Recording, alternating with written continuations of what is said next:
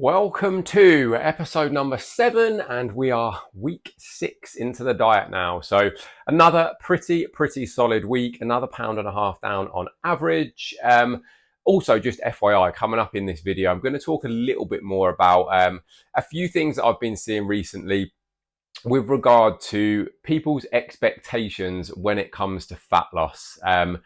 So stay tuned for that because it might get a little bit tasty.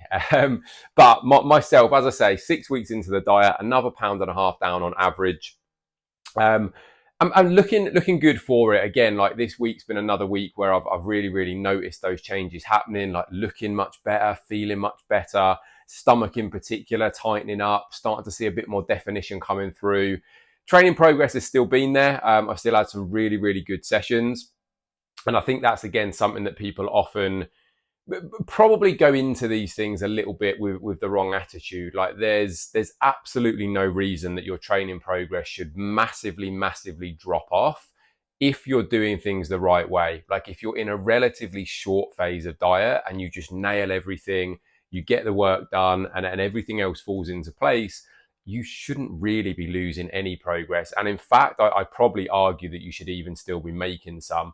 I personally find like I feel fitter, my cardio's increasing, my body weight's coming down, my body just feels better for it, and that helps me when it comes to my training. So I very commonly see progress move in a positive direction when it comes to adding reps, adding weight, like my lifts going in the right direction. And yeah, as I say, like one of the common things I think people often do wrong is think that the minute they get into a calorie deficit, training performance is going to take a dive off a cliff. They're going to get weaker.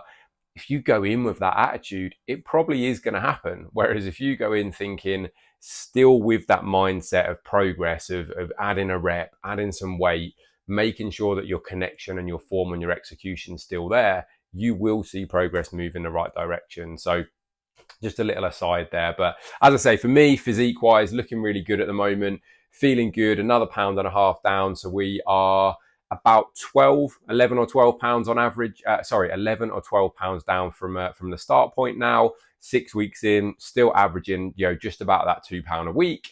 And dietary changes are in. So changes aren't being made like unnecessarily. And my coach and I, we're very much on top of these things. We very much want progress to keep moving forwards. And I think it's important that happens. I want to get in, I want to get this done. And I've got a few things coming up, towards the end of April and then into May where we're traveling a little bit more. So I would rather, spend these next 3 or 4 weeks before we have that first trip away in April.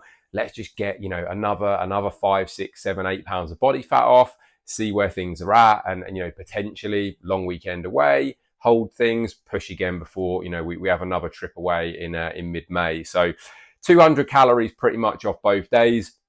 On my training days, that's a 25 carb reduction and a 10 gram fat reduction, so 190 calories, but as close to 200 as you want to be, and 50 grams of carbs off my rest days. So training days now, 2,175 calories, 165 protein, 300 carb, 35 fat. Rest days, 1,895 calories, 150 protein, 200 carb, 55 fat. So those will be implemented as of immediately. Cardio still at 30 minutes a session 4 times a week. So I'm doing my cardio, 30 minutes of list cardio after each of my training sessions. So 4 times a week at the moment. And yeah, we'll see where we're at next week. But I'd expect to see another good pound and a half, £2 off on average. Continue to see the physique develop, continue to see that definition come out. So there we go. Dietary changes, physique update, done and dusted. So on to one of the main topics that I wanted to talk about in this particular one, and it's arisen from, forgive me while I sip on coffee. The further we get into the diet, the caffeine intake tends to ramp up slightly just to manage that hunger a little bit more. I've seen this a lot recently, and I think it's something that I potentially had been guilty of at times in the way that I've maybe spoken about things. it's this idea of expectations versus reality. And specifically, I'm referring to, you've probably seen it yourself, like there's influencers, coaches out there who promise that you can lose massive amounts of body weight, get yourself in incredible shape, get lean, get shredded, whilst eating absolutely everything you want to eat. Now, while there might be like good intentions behind that, it it's a really, really misleading thing, because if you just take a minute and think about that for a second, eating whatever you want is probably what's got you in the situation in the first place, where you're wanting to lose weight, lose body fat, get in better shape. To be guaranteed, promised that you can continue to do that and still achieve these amazing results is really, really short-sighted. It's making just no, it doesn't really make sense. Like you can't, even if you were to add a few, if you're someone completely inactive, you're getting takeaways 5 times a week, you're out every Saturday for a boozy meal followed by even more booze and kebabs and pizzas on the way home. If that's how you live your life, you don't exercise particularly, even if you were to get into the gym 3 or 4 times a week, if you're still eating the way you're eating, you're really not going to achieve much at all. It just isn't, your body's not going to be fueled with the right stuff. You're still going to feel pretty tired, pretty lethargic. Calories are going to be through the roof. Like it's just a really, really poor, I guess it's a poor piece of advice that's being given. And the trouble is that most of the people doing it are doing it because there's potentially a few reasons. One, they just simply don't have the knowledge to understand that you cannot do that. Two, they have that knowledge, but they know it's a clever way to market and they just want your money. Or three, they just have absolutely no care for your health, because people are coming to work with coaches. They're coming to get help to, yes, it might be to lose a little bit of weight. Yes, it might be to get in shape, but most people want to live a healthier lifestyle.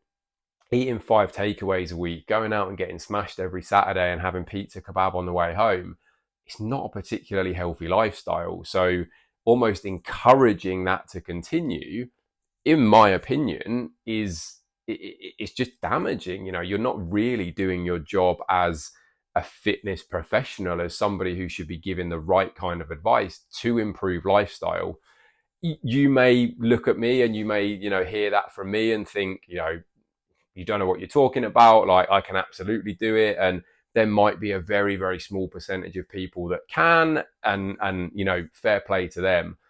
Most people, and certainly people that I work with, you simply can't do that. And it doesn't necessarily mean that you need to completely overhaul from the outset either. Like, I'm not saying that somebody who's gone from eating 5 takeaways, having that boozy like night at a weekend, doing no exercise, I'm not saying that dripping in that stuff gradually isn't the right approach. You might introduce 3 weight training sessions a week. You might give them a step target. You might have some cardio. You might ask them to try and have 3 takeaways a week rather than 5. You might ask them to go out once every other week or once a month rather than every week. Like, there are ways and means that you can do that, but you're gradually starting to encourage better habits and improve overall lifestyle. And for me, that's what coaching's about. It's not encouraging something that ultimately I just don't believe is a healthy practices. And I think that the issue that's also become is that it's created this expectation among people that, I mean, I was chatting backwards and forwards to someone recently in like a forum that I'm part of, and they've got a coach, and this coach has put plans in front of them and sort of said, you need to be really careful about the nights out, the food you're eating. If you want to make the progress that you are expecting to make, there are certain things that we have to be realistic about. And this person's like, oh well, I don't see why I should have to do that. What if I want to go and have this and I want to do that? And they can do that, but you just have to understand that the progress that you think you're going to make isn't going to be as good if you're continuing to do that stuff. Like, if you're being put into a 2,500 calorie deficit across a week, just as a really, really high level example. So, that might mean that you've got your maintenance level, and every day 300 calories has come off that. That's 2,000, 2,100 calorie deficit across the week. If you're going to go out on a Friday night and you're going to go and have like 3 courses of junk food, various pints or glasses of wine or cocktails with that, very easily you can wipe out that deficit for that week. Now, nobody's saying that you can't do that, but you can't be expecting to make progress each week if you're going to continue to do that each week. Like that's the reality of these situations. And I think it is, these coaches, these influencers who are promising eat whatever you like and still get in fantastic shape. I think that narrative, because it's popular and those videos get lots of interaction, they get the likes, they go viral because that's what people want to hear. It just isn't the reality for 99.9% of the people.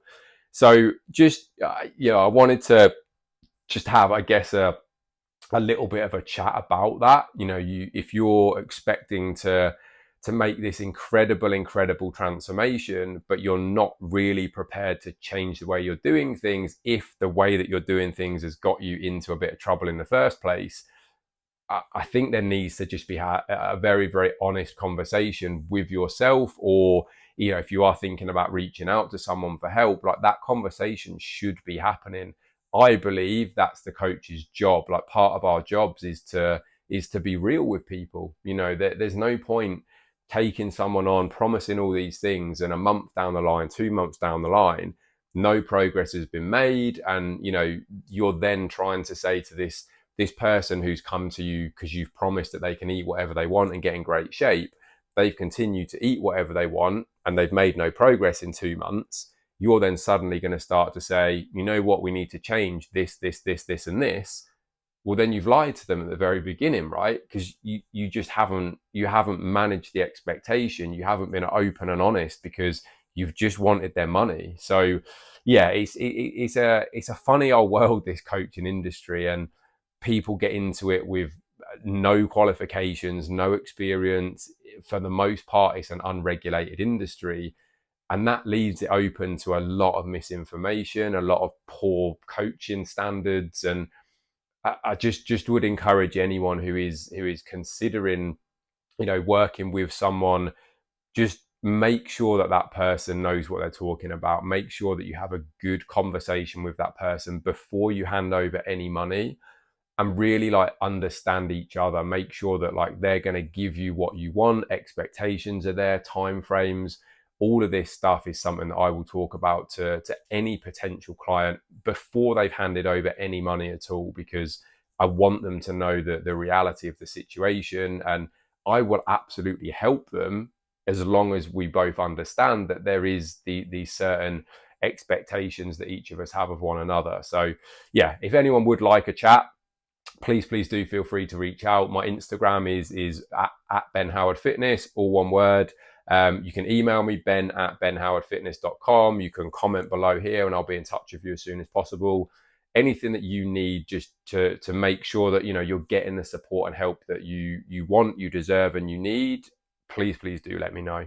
So I hope that makes sense. And I just wanted to round this one off as well with another client question. So one of my clients asked me, what does success look like to me? And I had to think a bit about this, because back in my old finance days, I think success, if someone had asked me when I was 18, 19 years old, I was getting into that career, what did success look like? I'd have been thinking very materialistically. I'd have been thinking about the house, the car, the holidays, the money I was earning, the clothes I was wearing, the shoes I had on my feet, all of these materialistic external things. That to me would have been what I would envisage success being. And I chased that for a long time, I won't lie. Throughout that entire finance career, I was earning more, I was getting promoted, my job titles were getting better, my earnings were better, my house was bigger, my car was nicer, my clothes were this, that, and the other. The holidays I would go, and I wasn't happy. I really, really wasn't happy, because at the root of everything, that job just wasn't right for me. It just wasn't giving me that sense of satisfaction, that sense of importance, that sense of that I was giving people something. And I think when, when I sort of thought a bit more about it these days, and what does success look like, it's much more intrinsic. Like, it is happiness, it is health, it is being able to care for my family. Like, having a child has, naturally, it's made me think about things a bit differently. Like, I want my son to grow up proud of what I do, and what I've created, and I want us to live in a loving home. And yeah, I want the degree of security that comes with a house, and like the transport that a car provides, and for us to go on some nice holidays to make memories. But none of that is for the outside world. And that's the big shift for me. I think before, I was very much focused on, what did other people see me doing? When people saw the house I lived in, the car I drove, the clothes I wore, the holidays I'd go on, it was about what other people thought of that. Whereas now, it's what makes me happy. It's about what makes us as a little family happy. Like, I don't really care if someone looks at the car I'm driving and turns their nose up, or the holiday that we go on and thinks, oh, that's shit. Like, I really don't care about that, as long as we're healthy, happy as a family. So success for me right now is about that. It's about being healthy, happy, providing for the family, and just making amazing memories, and making people proud of me. So yeah, a little bit of a deeper end to this one. But I'd encourage you to have a think about that as well. If anyone wants to drop me a message or comment below, like, what is it that makes, what does success mean for you? Even if you just keep that to yourself when you have a think about it, it will shift over time. I think, it took me until I was in my 30s before I probably realized that I wasn't doing the right thing to live by the values that meant a lot to me.